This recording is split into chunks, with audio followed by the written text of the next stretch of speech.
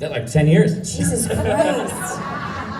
The little kid, Wesley Holloway, who also is fantastic. He's the little kid from the Serial Kid commercial, the commercial in Terrifier 2. So this is his first lead in the film. So we're really excited for everybody to see him. Let's also please bring up Dave Sheridan. Dave Sheridan.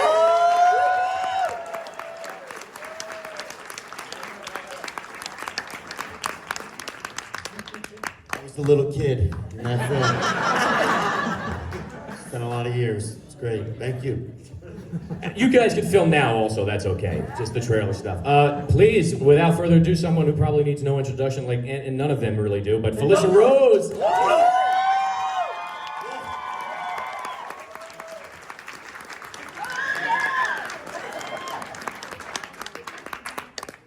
I'm so happy. You brought all of us together. I love you. I love everybody here, and I'm just so excited about this film. There's no words. It's amazing. Oh, we're honored to have you part of it, Thank and you I for can't wait for everybody to see having what happens. Not to you, I mean, who knows what happens. But let's bring up Marcus Slabine, producer, production coordinator, production designer, right, whatever you did. Everyone also please bring on Mr. Phil Falcone.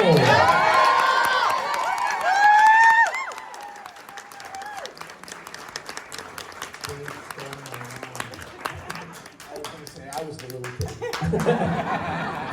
Phil, not only obviously everyone knows him and the work that he's put into the Terrifier franchise with his partner Damien Leone, but also truly a great friend to myself, to everybody up here on the stage, and we're so honored to have him a part of this. He did a lot of the effects in Terrifier 2, and he also did some effects with Damien in Stream that I think turned out pretty good, right?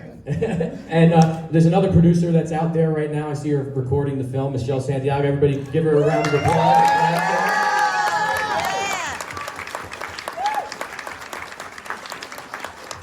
So we're just super excited for everybody to see this film. I know this is a Q&A. I don't know how much Q versus A we'll have, considering there's no movie, but there's a trailer, so I'm sure curious. they can think of a lot of stuff. Sure. How long is the movie? So, the movie's 2 hours flat. Oh, yeah. yes! Oh, wow. Settle down, Henry. Keeping it up with the mega slasher, the whole thing. Yeah, we wanted to make sure that it wasn't over 2 hours, so we kept it at 2 hours flat. Something that I'm super proud of, which is a reason why I think Danielle might be able to test this, and Dave and Felissa, and I know if Jeffrey Combs was here, he would say that was. He was super excited when he read the script, that there was a lot of character development, and there was a really cool storyline and plot, and it wasn't just, even though we had the killing, it wasn't just mundane killing like a lot of slashers seem to do nowadays, and so we really wanted to focus on a cool and exciting plot. So that was something that I'm proud of, so, to kind of do that, you need to have some time. So, The but again, kills are really fucking cool. You yeah, guys. they are. We're so excited. Yeah, so 2 hours. Anybody else? Anybody else? Good, that's it. Who's gonna go to the theater to see it? Yes! Thank you. That's what we want. Thank you so We wanna much. see it. Yes. Who's pre-ordering their tickets? Oh, yeah, please, that's so important. You guys have no idea. We don't have any studio backing. We don't have any big marketing budget. This is really word of mouth. This is just a lot of people that care about the genre, that care about filmmaking and being a part of the process. So it's really up to you guys to drive it. Just like you did with Terrifier 2, you guys really didn't let us down. You guys actually exceeded way more than we could have ever even hoped for and imagined. And this is the reason why independent films are getting shots like this in the theaters. So, if you guys turn out, we'll be able to keep creating for you guys. So we can't thank you enough. So please just tell your friends, share it, pre-order, see the movie, and we can't thank you enough. So thank you. Have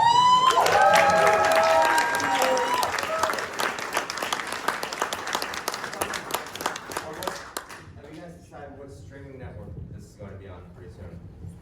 Dream. Pretty much everything. The basic stuff, obviously, first. We're working on some deals right now if they're going to be an exclusive stuff, but right now we're really focused on the theatrical release first, and then we'll see kind of where it goes from there. We have a lot of offers and a lot of things, but again, we don't want to kind of jump on anything too early. We kind of want to see where it goes, and then hopefully have a little bit of a position of power to negotiate better. I So, respect that. yeah. Thanks, Henry.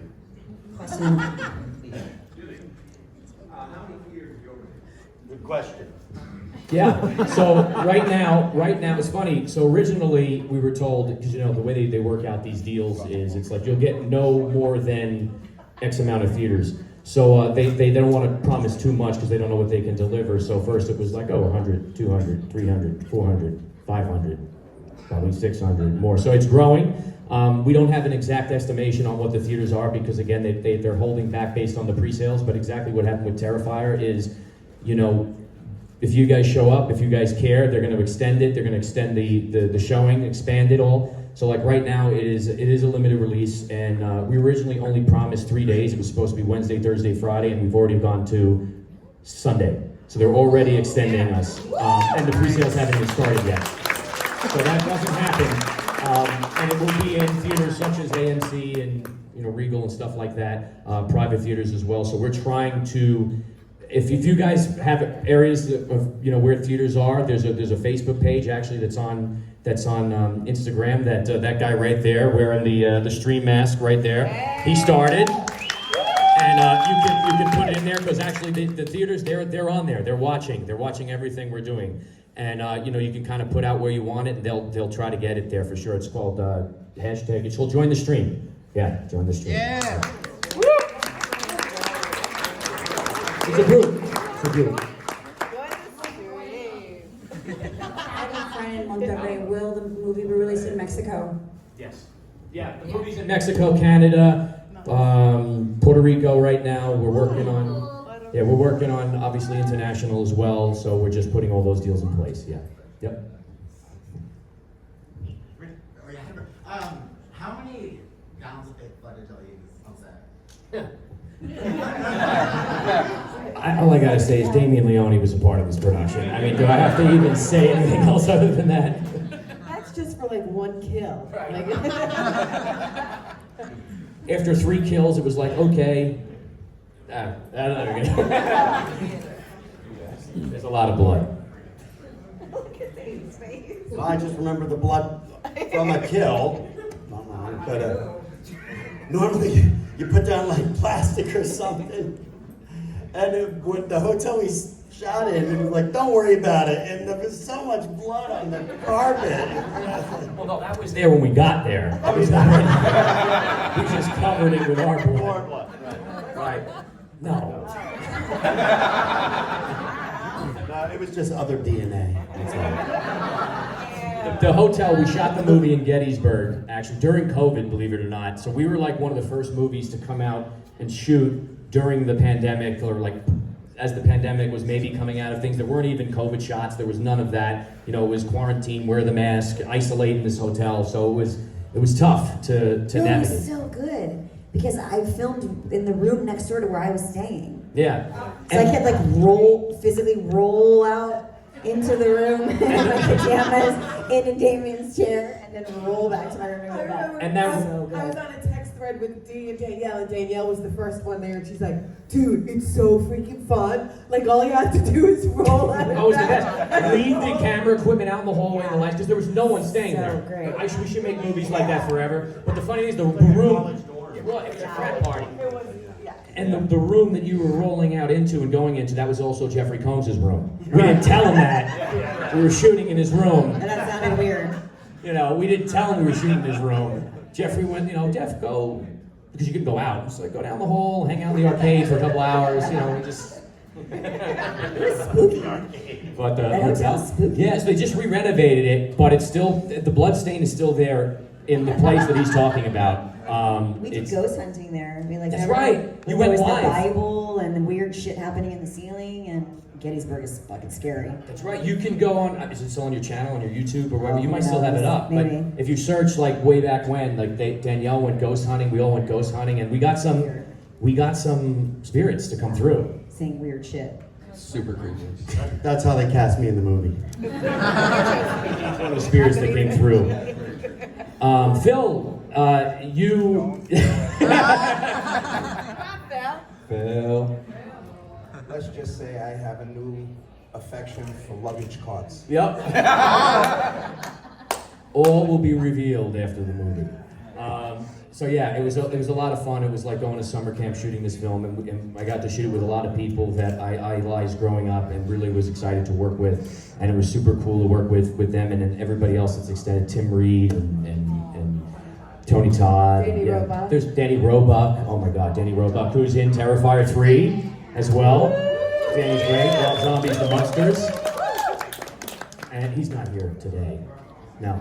But yeah, so we have a really amazing cast, and I'm so excited for you guys to see them in it. I'm so excited for you guys to see our killers in action. And yeah, just I hope you enjoy it, and everybody worked hard on it. And please go out, see it, tell your friends to join the stream.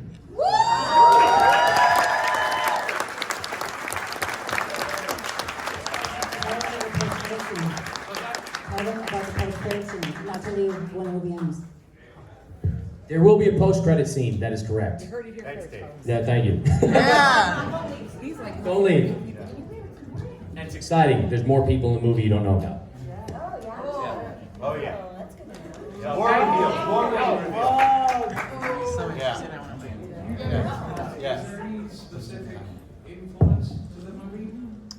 yeah. You know, it was, for me in particular, it was something that I always felt that worked with horror films. I think you guys being a part of them, it was always like, what scares majority of people, like for example, and ruin it? Like what's something that people feel comfortable in and then ruin it and make them the majority of people scared of it, right? So with Jaws, it was the day at the beach, right? And with Halloween, it was, you know, your neighborhood, your babysitting. And for Friday the 13th Sleepaway Camp, it was kind of ruining that experience. For Nightmare on Elm Street, it was the dreams. For Psycho, it was the shower. It's kind of like taking that safe space and exploiting it. So it was like, you know, we were kind of talking like, what's something that's not really done, but it's kind of everyone is doing, kind of feels safe with, and it's technology. It's your phones. It's the internet. It's like we all question it. We're all kind of like there's like a dark side about it, but we all still do it, and we all still feel safe about it. So that was really a big influence of kind of just how do we do a new slasher? It was kind of like let's modernize it. Let's bring it into the digital age, and that's the route we went. I don't want to give too much away because it could kind of spoil a lot of the plot. So. But yeah, that was the influence, yeah. Hi, I'm from Pittsburgh, Pennsylvania, and I'm at, first say thank you for filming in Pennsylvania. We love that there. But did you have a good experience in Pennsylvania, and would you come and shoot there again? I would. We had a great time shooting there. I mean, I have nothing, everybody was great, everybody was awesome. You guys were there. Why don't you talk about your experience? Well, I do love Pennsylvania. It's taken a long time to love Pennsylvania. We shot in Gettysburg, and it was 25 miles from even a gas station, this thing, and we were COVID contained. We weren't allowed to leave, and there was already 2 feet of snow too. And they had a vending machine that you pull, and the crackers crumbled when you got them out. Yeah, and we had to take a COVID test every morning, and then I get down to set, and the hotel also rented all the ballrooms like this to the local wrestling teams. So I'm a foot away from all these kids just sweating and wrestling, and I'm like, okay, we gotta go to like a Denny's now. Like this is like not even fair. This doesn't make any sense. And then Felissa felt bad. She goes, you haven't eaten? And she DoorDashed me like 25 hamburgers. But I'm shooting. And it was like the Miracle on 34th Street where they're bringing in like the mail bags, It was like, anybody DoorDash? And it was like 5 bags of McDonald's. No, and you're like, no, I don't know who that could be. That can't be mine. No. And the rest of the crew ate it. They ate it, the crew ate it. I'm like, but that's for me. But because she ordered so much, they thought it was for the crew. If it was like 1 bag, David, this is for you, that would have gotten to me. No, this must be from Felissa. She treated everybody. And I'm shooting, and I'm covered in, well, I'm not going to say that. We never know. No spoiler. So I'm assuming you loved it. I emailed them before they came out and said you need to pack food in your suitcase. I did. I said, you and Dee, I was like, there's 2 things. Bring slippers, because you don't want to walk on the carpet with your bare feet because it's fucking disgusting in the hotel. And you need to pack food because there's no food. I mean, a little bit at lunch, but you're kind of fucked after that. And then There were so many rules that burgers, you right? can't have the buffet, you can't have crafty, everything has to be packaged and brought to the room. So everything was boxed room. It was like, everything was like this own individually packed lunch, and it was like, that's it. So there was like, and if you don't, it was weird. I think it was also production's way of like keeping us a little underfed, where we didn't have enough energy to run from the hotel. They won't get far. Sheridan won't get far. Not around here. Just wanted to keep everybody fit. We'll never make it to the airport. They'll finish the scene. The two of us, we were just together the whole time, drunk. We were like, it's gonna be really fun. Let's just get fucked up. Everybody There's no would go. shortage of alcohol. Everyone would go to bed, and we would just sit by the pool and drink ourselves into a coma. Oh, there was like one scene where Felicia's like, I need to discuss the scene with you tonight. And I was like, okay, we go, and they have just bottles of vodka and whiskey and the whole thing. I'm like, Felissa, we're shooting in like 2 hours. It's 2 hours, 3 hours. We're shooting now. You were going to bed, and he was waking up. Yeah, no, you stayed with. Marcus was a trooper. He took the hit and he stayed out with them. It's the whole, and I mean, you know, the director, I have to keep some sanity, I guess, or some story, something, some semblance of structure.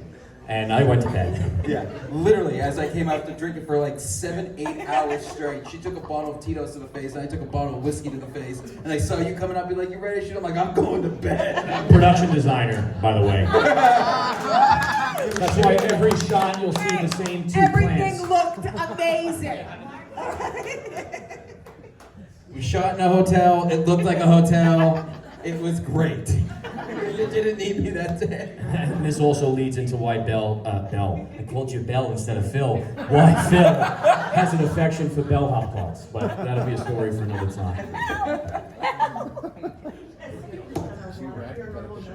Oh, God. Sure, it was the Eisenhower, old hotel, the Eisenhower off of, it's actually right in the middle of the battlefields. Yeah, they used to do a convention there. Yeah, so. I discovered it from the convention. There was a convention. And now if you look at this cast, it's like a Devil's Rejects level cast.